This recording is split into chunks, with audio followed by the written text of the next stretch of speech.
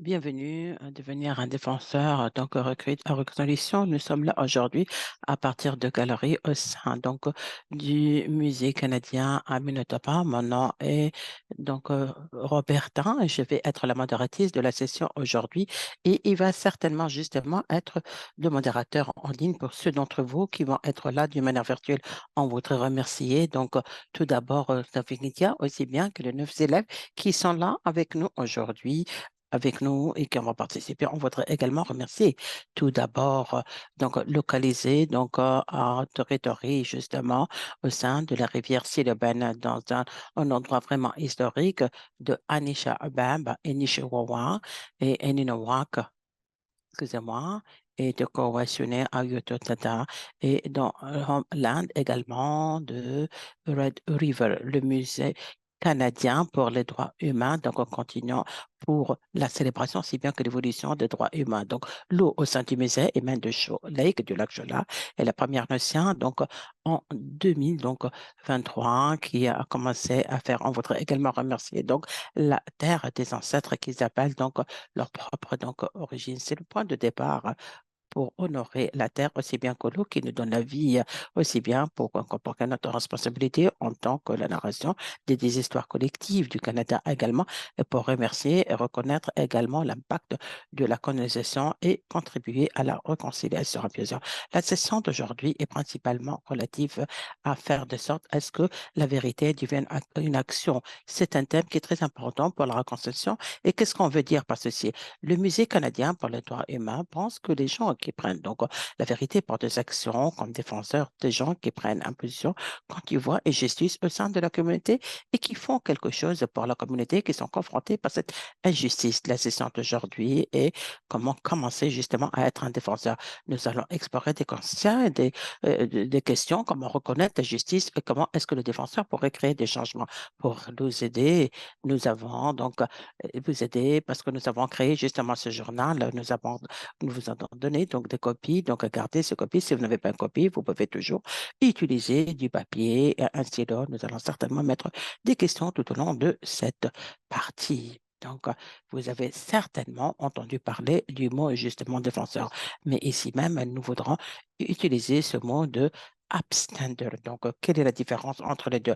Nous allons aller au premier tableau, justement, pour avoir ou donner le temps, justement, à l'audience qui nous suit d'une manière virtuelle pour qu'ils puissent écrire leurs propres questions.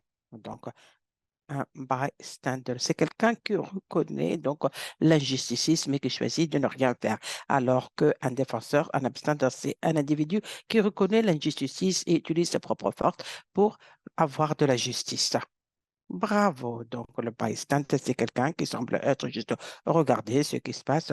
Et le abstander, c'est quelqu'un justement qui prend de l'action. Oui, et nous avons des rapports également de la chat virtuel qui disent que le bystander, c'est encore une fois, c'est regarder contre agir alors que le bystander qui regarde et l'autre, c'est quelqu'un qui réagit. Bon, c'est un bon départ déjà, c'est très bien. Qu'en est-il maintenant? Nous reconnaissons donc un abstander, c'est quelqu'un qui reconnaît l'injustice, qui connaît ses propres forces et utilise également ses forces pour faire un changement de la manière qu'ils peuvent au sein de leur propre communauté. Cognitive d'Amsterdam, c'est quelqu'un qui prend des défenses dans la défense des droits humains. Maintenant, nous allons essayer de voir quelles sont ces parties de ces définitions et essayer de voir tous ces détails. Donc, tout d'abord, qu'est-ce qu'on appelle une injustice? Tout d'abord, nous allons aller au tableau numéro 2 pour ceux qui nous suivent sur site. L'injustice veut dire ne pas être équitable, ce n'est pas juste, ou alors quand les droits humains ne sont pas respectés et qu'on voudrait justement les défendre. Tout à fait, ceci nous ramène à la prochaine question, qu'est-ce qu'on appelle les droits humains? Les droits humains sont des standards que chaque personne doit avoir, tels que par exemple le droit d'avoir de l'éducation, tout avoir. Les droits humains sont des standards basiques qu'on doit vivre. Ils sont universels pour vivre dignement et ils sont égaux et c'est pour tout le temps. Qu'est-ce qu'on veut dire quand on veut dire, par exemple, prendre une position, c'est d'utiliser pour se battre contre la justice. Les gens qui Non, je sais pas. Tout à fait, oui. On se lève quand on voit quelque chose qui ne fonctionne pas bien. Tout à fait, c'est excellent. Oui, nous avons donc des réponses sur ligne également.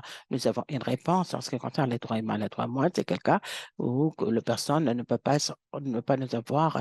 Et aussi la justice, c'est l'inégalité également où les gens ne peuvent pas suivre donc cette inégalité. La prochaine question pour cette semaine, qu'est-ce qu'on appelle une réconciliation? La réconciliation, c'est qu'est-ce qu'on est en train d'apprendre en ce qui concerne cette semaine. La réconciliation, principalement, c'est quelque chose qui veut dire quelque chose à chacun d'entre nous, mais nous aider à avoir une définition partagée pour la session d'aujourd'hui.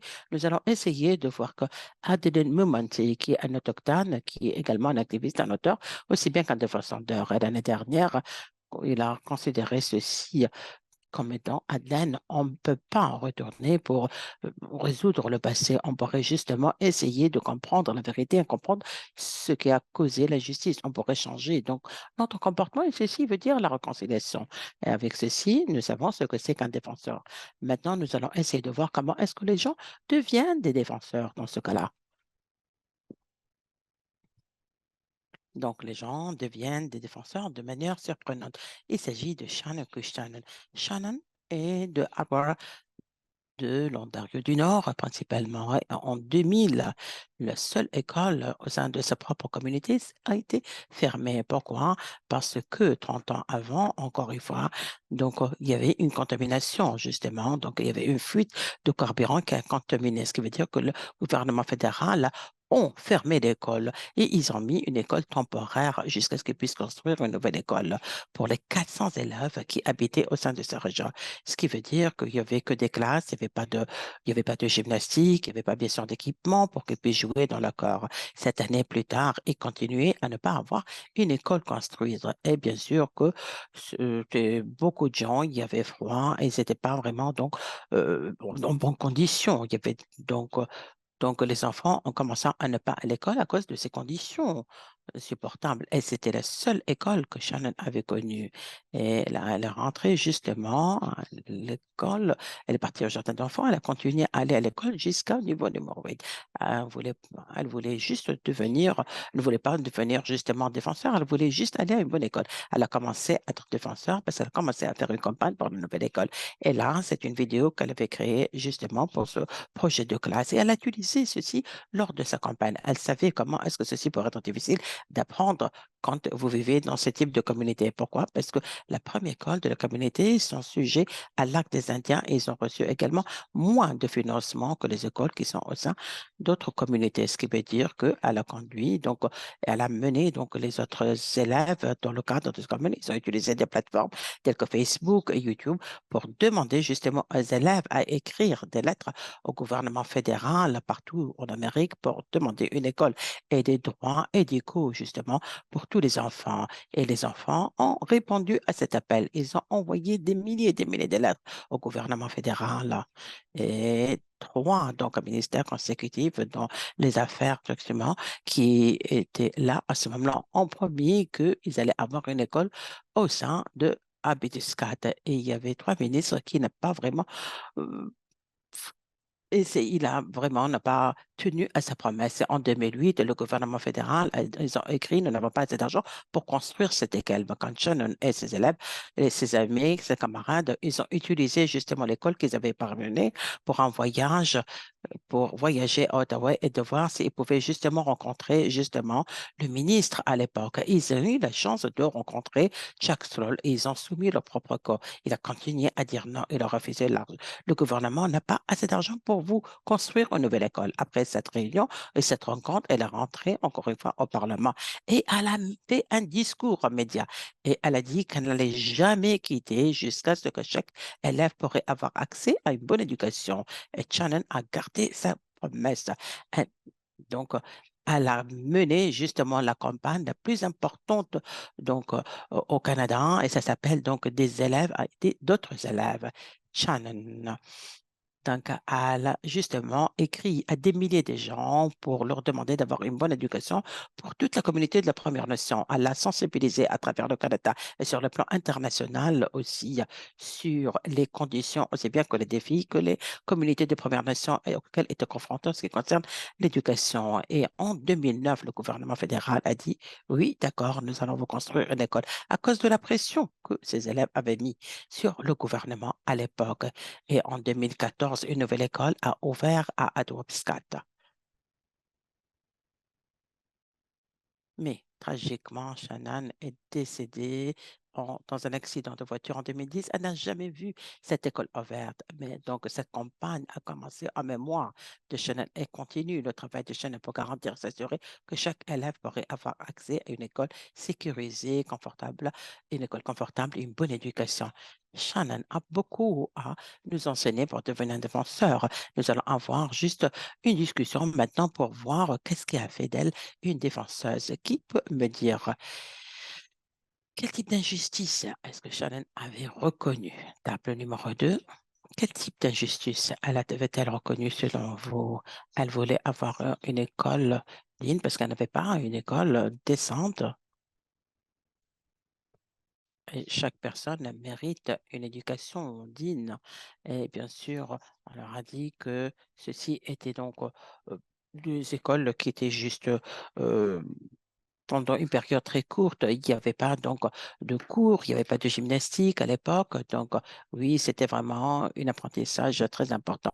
Donc, il faut qu'il y ait une certaine qualité dans l'éducation. Quel type donc de force personnelle que Shannon avait utilisée pour créer ce type de changement, selon vous? Elle a posté donc ses propres croyances en ligne. Elle a utilisé également les médias sociaux, aussi bien que elle a été vraiment passionnée. Elle a fait beaucoup, donc ceci a eu impact. Elle était empathique. Elle a utilisé également des compétences. Elle avait des compétences également dans les médias sociaux. Quel type d'action est-ce que Shannon, aussi bien que ses camarades, avaient pris pour créer le changement? Parce qu'ils ont créé un changement. Ils ont fini par avoir l'école, n'est-ce pas? Donc, les camarades, aussi bien que Shannon, ont lancé une campagne. Ils ont écrit des lettres au gouvernement à travers le Canada. Tout à fait, ils ont écrit dans des lettres. Et nous avons également donc des réponses virtuelles. Oui, il y a également d'autres réponses. Ils ont parlé des injustices et comment est-ce que Shannon a été reconnu en termes d'injustice et l'injustice, c'est de la sécurité aussi bien que le droit d'éducation pour tous les enfants. Oui, merci beaucoup. À notre public nous suit d'une manière virtuelle. Donc, le défenseur, c'est reconnaître donc l'injustice. Mais comment est-ce que nous allons pouvoir reconnaître l'injustice? L'injustice, c'est quelque chose qu'on peut reconnaître en faisant trois choses. Tout d'abord, on peut vérifier. Tout d'abord, avec donc les l'attention et faire attention, comment est-ce qu'on ressent, essayer également de comparer ce qui est en train d'avoir lieu avec les personnes dans le cadre de cette situation. Quand l'injustice est en train d'avoir lieu, il va falloir construire nos connaissances sur cette injustice. Nous allons essayer de voir ceci du plus près. Donc, très souvent, quand nous voyons quelque chose qui est en train d'être traité d'une manière inéquitable par une autre personne, par le gouvernement, par la société, très souvent, nous ressentons que quelque chose n'est pas bon avant que nous sachions que quelque chose ne fonctionne pas. Et c'est important pour nous de faire attention à ce type de sensations et de sentiments. Essayer de retourner à l'histoire justement de Charlie. Comment est-ce que vous allez réagir quand je vais vous parler de conditions de l'école et comment est-ce qu'à cause des mauvaises conditions, les élèves ont commencé de ne pas aller à l'école? Donc, quelqu'un a utilisé le mot dégoûtant, par exemple. C'est important que nous faisions attention à ce type de sentiments parce que ce sont ces sentiments-là. Quand nous voyons quelqu'un qui est maltraité, ça va être le tout premier point qu'on va ressentir que cette injustice est en train d'avoir lieu. Quand nous ressentons que cette injustice est en train d'avoir lieu, on va comparer ce qui est en train d'avoir lieu pour les gens avec ce qui ne devrait avoir lieu pour les gens. Quand on retourne à cette histoire de Shannon, ce qui s'est passé, qu'il n'y avait pas d'école pour la communauté. Il y avait également donc ce taudis, donc il n'y avait pas de bibliothèque, il n'y avait pas une salle de gym et que les élèves ont commencé à ne pas aller à l'école. Et ce qui aurait dû avoir lieu et que tous les enfants auraient dû avoir accès à un environnement d'apprentissage qui soit vraiment sécurisé. Et comment est-ce qu'on peut savoir ce qui pourrait avoir lieu? Et il y a des outils qu'on pourrait utiliser utiliser des outils tels que la Déclaration humaine des droits et moi, la Commission du Canada, également l'appel pour l'action, pour la reconnaissance, aussi bien que la Déclaration des Nations Unies pour les droits, par exemple, des Autochtones. Ces outils nous parlent justement des standards de la liberté que chaque personne doit avoir et stipule également ce que le gouvernement et la société doivent faire pour s'assurer que ces droits sont protégés.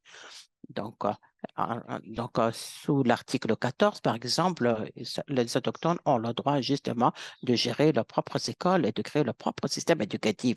Les individus, les autochtones et surtout les enfants ont les mêmes droits que toute autre personne pour aller à l'école. Ils ne peuvent pas être à l'arrière parce qu'ils sont autochtones, ils ne peuvent pas être ignorés. Ça nous dit également que le gouvernement doit garantir également que les personnes autochtones qui vivent au sein de la communauté, en dehors de leur propre communauté, ont accès aux mêmes avantages que les écoles, que les autres personnes ont. Shannon, bien sûr, au sein de sa propre communauté, ne savait que ces choses-là n'étaient pas en train d'avoir lieu au sein de la communauté. Il y avait une différence entre ce qui s'est passé et ce qui devrait avoir lieu. Et l'injustice était en train d'avoir lieu. Quand nous savons que l'injustice est en train d'avoir lieu, il va falloir construire notre propre connaissance relative aux droits humains. Il va falloir investir, faire une enquête et savoir qui sont les personnes qui sont impactées par la justice. Où est-ce que l'injustice est en train d'avoir lieu? Quelles sont les causes principales qui sont en train de favoriser ce type d'injustice pour qu'elle puisse continuer? Parce que notre objectif en tant que défenseur, principalement, c'est de créer un changement qui va faire un impact positif pour les gens qui sont impactés par le changement. Et si nous ne comprenons pas le problème, les actions que nous allons sélectionner à choisir pour avoir lieu ne vont pas avoir un impact. Je vais vous montrer ce que je veux dire parce que c'est qui se souvient pourquoi l'école, par exemple, a été fermée. Est-ce que quelqu'un se rappelle de ceci, s'il vous plaît?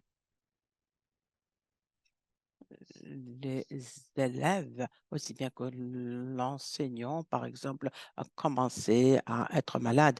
Tout à fait, parce que la terre était contaminée. Tout à fait. Est-ce que vous saviez également que de nos jours, 29% des communautés au Canada ont des conseillers, par exemple, de l'eau potable, ce qui veut dire que l'eau potable n'est pas sécurisée et très souvent à cause de la matière qui est dangereuse, telle que le carburant, par exemple, pourrait aller dans l'approvisionnement de l'eau et contaminer l'eau. Ça veut dire que ces communautés doivent faire bouillir l'eau avant de les boire. Et d'autres communautés, que l'eau est tellement contaminée qu'ils ne peuvent pas le boire. Ils ne peuvent pas même prendre donc une douche parce que c'est vraiment très toxique.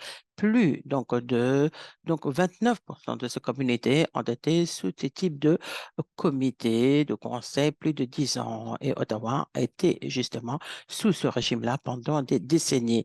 Ce qui veut dire, est-ce que ceci représente une injustice, par exemple, que ces communautés, par exemple, ces communautés, ces autochtones, par exemple, n'ont pas un accès facile, par exemple, à une eau potable qui soit fiable, quand, par exemple, la majorité des maisons qui ont de l'eau de leur propre robinet à tout moment, par exemple. Donc, est-ce que vous pensez que c'est injuste? Oui, est-ce que nous avons assez d'informations pour pouvoir prendre des actions contre cette injustice? Non, nous ne savons pas. Tout d'abord, nous ne savons pas qui sont ces 29 communautés et nous ne savons pas pourquoi est-ce que leur eau n'est pas bien et n'est pas contaminée. On ne sait pas non plus ce qui est en train de se passer, qui est en train de permettre que cette crise donc de l'eau potable est en train d'avoir lieu pour les autochtones pendant aussi longtemps. Il va falloir se rappeler également que le voir et la justice n'est pas assez pour les défenseurs. Il va falloir comprendre quel est le problème. Il va falloir construire notre propre connaissance pour s'assurer qu'on est en train de prendre les bonnes décisions, pour qu'on puisse avoir un impact positif pour les gens qui sont impactés par l'injustice. Tout à fait. J'ai beaucoup parlé jusque-là.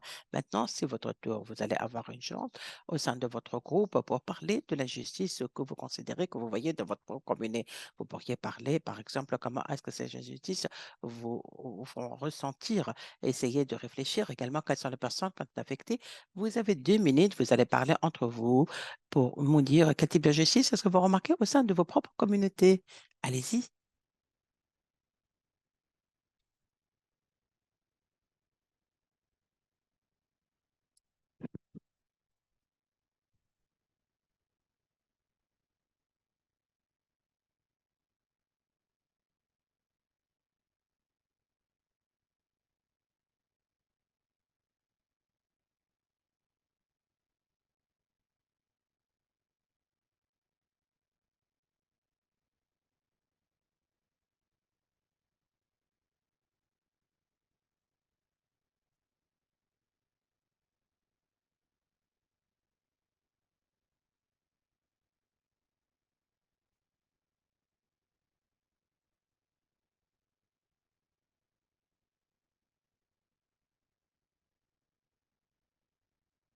Vous avez une minute?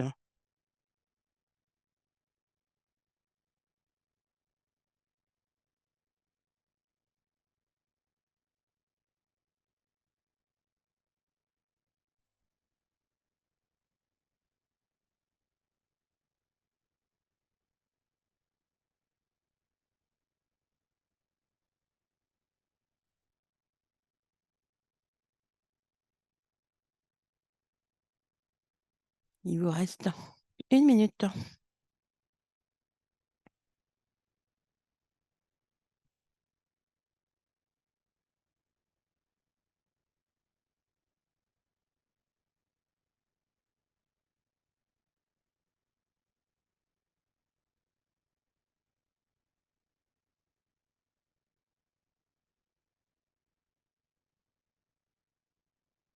Bien.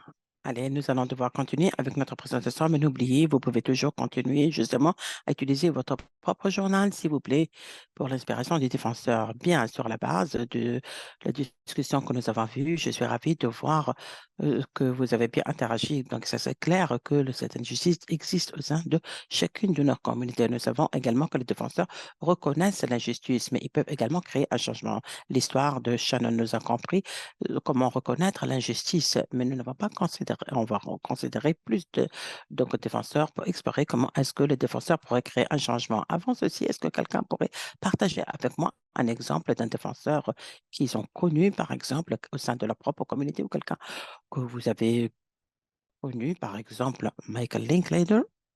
Et qui est Michael Linklater? Il est donc un un joueur de basket professionnel. Et donc, très souvent, on se moquait de lui. Et ce qui s'est passé, donc, quand ils ont commencé à se moquer de lui, il a fait une campagne qui s'appelle Boys of Braids. Oui, tout à fait. Quelqu'un d'autre pourrait également me fournir un exemple d'un défenseur qui pourrait partager avec nous, s'il vous plaît. Allez-y. Docteur Nadine. Karen, elle était la première autochtone d'avoir un diplôme de l'université de PC et en ce moment, elle est en train de développer donc des stratégies pour comprendre et lutter et traiter donc certains problèmes parmi les gens autochtones au Canada. Tout à fait, professeur Paul Stark. Oui, c'est un médecin. Pas faux. Une autre contribution également, d'une manière virtuelle, pas en ce moment, mais elle est en train d'avoir des questions, donc on continue à nous suivre. Merci. Donc, chaque année, imaginez au Canada, par exemple, qui pourrait inviter, par exemple, un étudiant du Canada pour imaginer un Canada réconcilié à travers des narrations et des projets de communauté. Aujourd'hui, nous allons considérer justement un projet que des élèves de sixième année que des élèves de l'école de Burnaby avaient fait, donc British Columbia avait fait, et ils s'appelle de Westbridge, donc Elementary School. Et si vous n'avez pas ceci, je pense que vous y avez donné. Donc, ceci, si vous n'avez pas, nous allons certainement vous envoyer le lien sur le profil. Comme ça, vous pouvez le lire sur le PowerPoint. Donc, c'est une activité de groupe. Donc, ce qui veut dire que chaque classe est un représentant d'un groupe. Votre tâche, c'est de lire le profil et de répondre à ces trois questions et essayer justement de soumettre ceci à notre groupe. Quel type d'injustice est-ce que les élèves ont reconnu? Quel type de force ont-ils essayé d'utiliser pour créer le changement et quel type de changement est-ce qu'ils ont créé? Vous avez donc 5 minutes à partir de maintenant. Si vous n'avez pas le profil, vous pouvez lire ceci à partir du PowerPoint. Merci.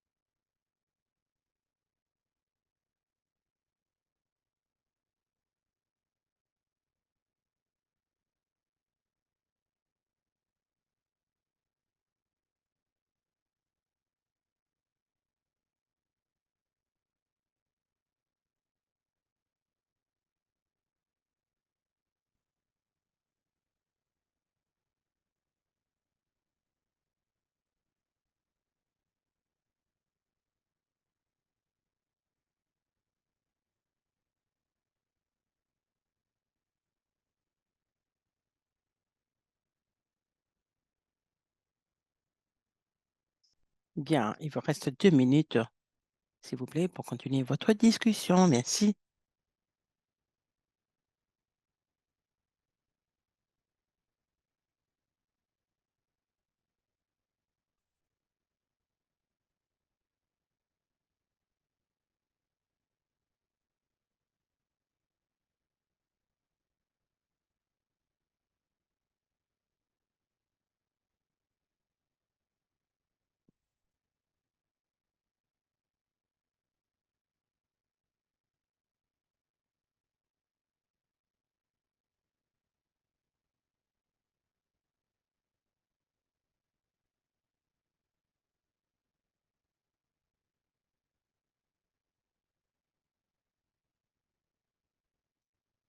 Vous avez juste 1 minute. N'oubliez pas d'écrire votre propre réponse dans la boîte messagerie si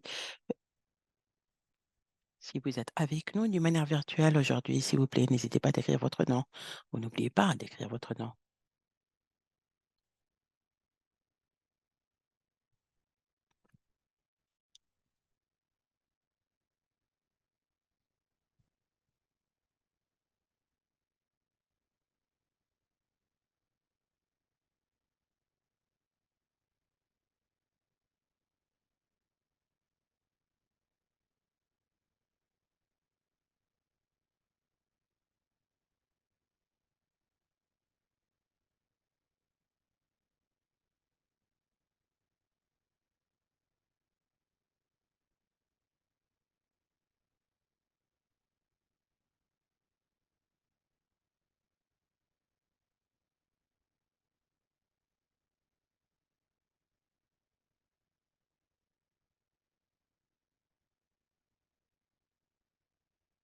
Bien. Allez, on voudrait avoir votre propre retour et vos propres réponses, s'il vous plaît. Qui peut me donner un exemple de l'injustice que, par exemple, que les élèves de Westbridge, l'école élémentaire de Westbridge, ont reconnu? Donc, ils sont en train de prendre une position contre la préjudice qui a été faite contre cette injustice qui a été faite contre les enfants des Autochtones dans cette école résidentielle ou les écoles résidentielles. Et il y a également, donc, il voulait trouver un moyen pour justement faire des excuses pour le racisme que les personnes autochtones ont ont expérimenté au Canada. Qui pourrait me donner, par exemple, ou me parler de certains exemples personnels que vous pouvez avoir pour renforcer que ces élèves avaient eu pour faire de sorte à ce qu'ils puissent avoir un changement. Donc, qu'est-ce qu'ils ont utilisé? Oui, il y a la créativité, le fait d'être brave, la créativité, donc ce travail d'équipe, d'excellentes réponses que nous avons trouvées jusque-là. Et beaucoup de courage aussi. C'est parfait, c'est excellent, merci beaucoup. Est-ce que nous n'avons plus, encore une fois, à partir de les élèves qui sont là en présentiel sur site? Donc, les élèves de l'école élémentaire de Westbridge, ils ont utilisé également la créativité aussi bien que le travail en équipe, des compétences également, tout au long de leur propre des artistes au sein de l'école, tout à fait, pour élaborer des présentations relatives à ces projets. Tout à fait. Quel type de changement au sein de cette école en fait? Quel type de changement ont-ils fait au sein de cette école élémentaire de Westbridge?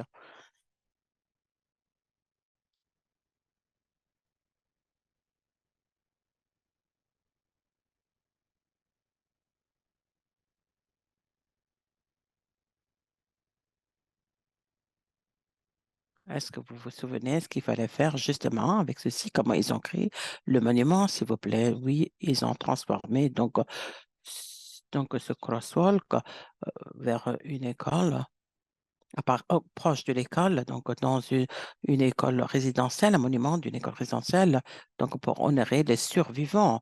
Ils étaient inspirés par cet appel ou l'action pour pouvoir créer un monument public qui va certainement honorer les survivants de l'école résidentielle et se souvenir également de l'histoire de ces écoles résidentielles. Aussi, ces élèves voulaient également créer un moment de réflexion pour les gens au sein de la communauté, pour les gens qui sont en train d'utiliser. Donc, ce crosswalk, ce passage piéton, ils voulaient qu'ils se souviennent de toute personne au sein de la communauté, puisse savoir comment est-ce qu'ils ont contribué à la réconciliation.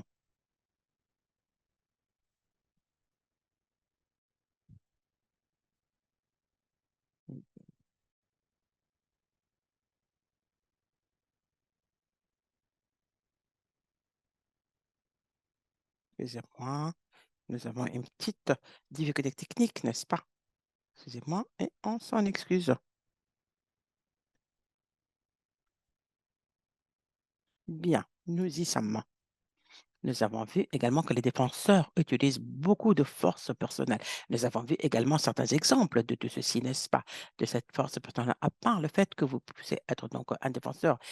Parfois, reconnaître notre propre force peut être difficile et ça peut être facile également de reconnaître également cette force au sein de personnes autour de nous également pour pouvoir justement construire nos compétences. Nous allons certainement essayer de considérer les forces qui sont autour des gens qui sont nous. Qui me peut fournir un exemple, s'il vous plaît, de quelqu'un ou d'une force personnelle, des capacités que vous pouvez considérer parmi vos propres donc, camarades, la communauté, aussi bien que les membres de la famille. Qui pourrait me parler de ceci?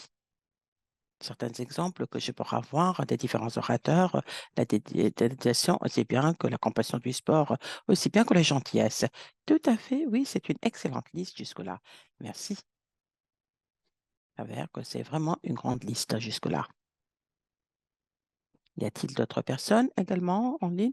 Non, ne va pas. Autre chose en ligne. Vous avez également d'autres éléments qui ont été partagés. Il s'agit de la résilience, l'empathie, aussi bien que le leadership des voix, aussi bien que le fait d'être brave, aussi bien que la gentillesse. Nous avons une excellente liste également de force, encore une fois. Oui, quand nous pensons également de la force, certains dont nous avons déjà parlé, donc parfois, il pourrait être vraiment facile à voir quand quelqu'un semble être justement c'est bien de voir quand c'est un bon athlète parce qu'ils vont en train de gagner les jeux. C'est facile également de voir ceci parce qu'on peut, quand on est un bon artiste, parce qu'on peut voir le travail artistique. Mais parfois, ça peut être invisible. Est-ce que quelqu'un peut nous donner un exemple d'une force invisible dont nous avons déjà parlé, que vous avez déjà entendu sur notre propre liste? Oui, les élèves, par exemple, qui ont, qui ont fait cette murale ont démontré justement donc une empathie en termes de communication aussi bien que gentillesse, collaboration. Donc, ce sont donc des forces invisibles, ils ne sont pas vraiment apparents. Est-ce que quelqu'un peut me dire, vous pouvez lever la main, est-ce que si on pourrait considérer comme le meilleur de quelque chose pour considérer la force? Est-ce que vous pensez que c'est le cas? Et levez la main si ce n'est pas le cas. Non, vous n'avez pas à être le meilleur dans toute chose. Donc, les défenseurs connaissent le type de force qu'ils ont, mais reconnaissent également la force qu'ils voudraient développer également.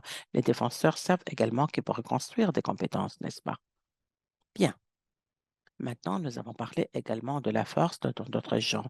Maintenant, je voudrais vous donner quelques temps vous dédiez quelque temps pour que vous puissiez réfléchir de la force que vous avez. Ne vous inquiétez pas, vous n'avez pas à partager ceci avec le client. Nous avons déjà entendu de beaucoup de forces, donc de forces visibles et invisibles, et essayez de créer dans votre propre journal quel type de force personnelle que vous pouvez avoir, que vous pouvez exploiter, utiliser en tant que défenseur. Allez, je vais vous laisser quelque temps pour que vous puissiez réfléchir. Merci.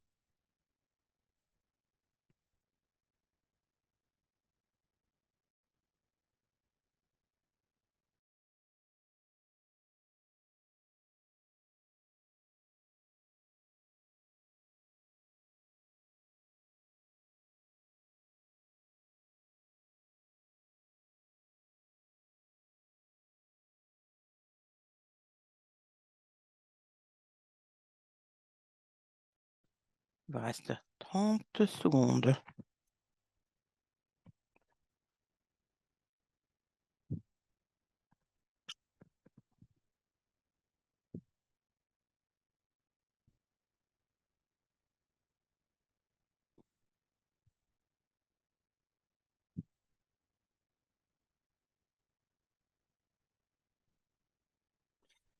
Bien.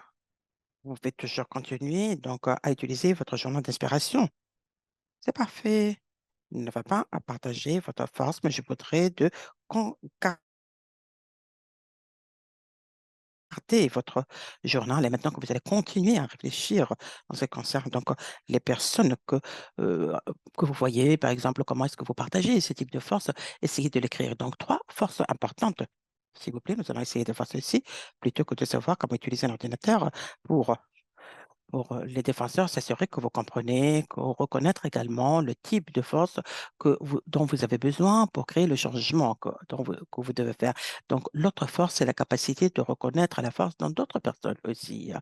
Et le troisième point serait chaque défenseur a besoin de la capacité de rassembler les gens ensemble pour construire un changement. Parce que les défenseurs ne peuvent pas agir seuls. Nous avons besoin d'une autre histoire à partager avec vous pour vous montrer ce qu'on veut dire. Il s'agit de Kelly Newman ici. Kelly est un artiste autochtone qui travaille sur, il est donc producteur et auteur et son père était un survivant de l'école donc résidentielle et Carrie était une survivante également intergénérationnelle. Et Carrie, donc quand il a appris que son père était au sein de cette école résidentielle, il a décidé justement de connaître un peu plus sur cette histoire canadienne. Il a donc suivi donc le travail de la commission de vérité et commission quand il a trouvé que le TRC était en train de chercher des projets de commémoration. Il savait qu'il pourrait utiliser son art pour aider à raconter l'histoire de ces écoles résidentielles, aussi bien que la vérité de cette partie de l'histoire du Canada. Donc, Harry avait plusieurs idées et il savait qu'il voulait faire quelque chose, mais il n'était pas sûr quoi. Et un jour, l'idée a émané et il voudrait créer justement un matelas en bois qui pourrait tenir toute école résidentielle à travers le Canada. Il savait que c'était un grand travail. Pourquoi? Parce qu'il y avait beaucoup d'écoles dans son territoire. Donc, il a ramené une liste de questions et c'est là où il a commencé à travailler. Comment est-ce qu'il pourrait faire la collecte de tous ces objets, par exemple? Comment est-ce qu'il va faire ce type de matelas en bois? Et de quoi ils avaient besoin au sein de son équipe pour pouvoir créer ce type de matelas en bois? Une fois qu'il a commencé, une fois qu'elle a démarré, il a rassemblé ensemble, il a essayé de rassembler plusieurs personnes pour se joindre dans le cadre de ce projet. Il a invité des chercheurs, aussi bien que par exemple, des concepteurs, des producteurs, des éducateurs, aussi bien que des menuisiers. Et ça lui a pris plusieurs années pour compléter ce type donc, euh, ce matelas de témoins. Et ce n'était pas vraiment la fin du changement. Pourquoi? Parce que tous les ans, plusieurs personnes, des milliers de personnes ont appris des choses relatives à ces écoles résidentielles, aussi bien que la vérité et la reconstruction à travers ce matelas de témoins que vous allez certainement voir ici même au musée de Troyes et moi, en voyant également en ligne, vous pouvez toujours voir au sein de ce lien. Et en regardant le film, c'est bien que lisant les livres, pourquoi est-ce que ce matelas, donc ce qu'on appelle le witness blanket, a été fait? Donc, c'est à travers ceci, le survivant intergénérationnel, aussi bien que l'école des résidents continue à vivre. Nous avons couvert beaucoup de choses aujourd'hui.